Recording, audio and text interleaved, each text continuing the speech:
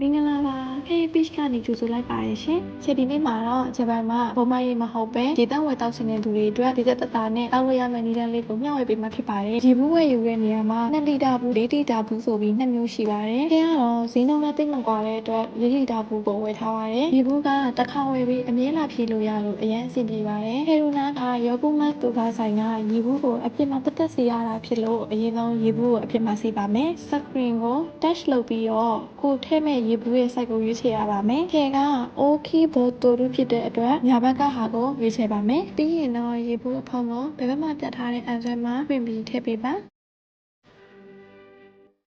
နောက်တစ်ဆင့်မှာတော့ရေဘူးကိုသူ့မှာပြထားတဲ့မြားတိုင်းထည့်ပေးပါ။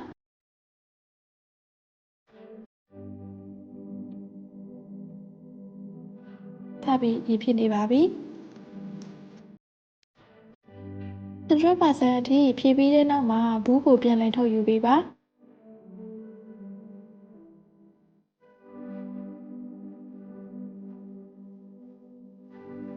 အဖုံးမှာထုတ်ယူလို့ရနိုင်ပါပြီရှင်အခုချက်ပြပေးတဲ့နည်းလမ်းလေးကတော့မတည်သေးတဲ့မိနာဆန်တို့အတွက်အထောက်အကူဖြစ်မယ်လို့မျှော်လင့်ပါတယ်ရှင်နောက်ဗီဒီယိုတွေမှာပြန်တွေ့ကြမယ်နော်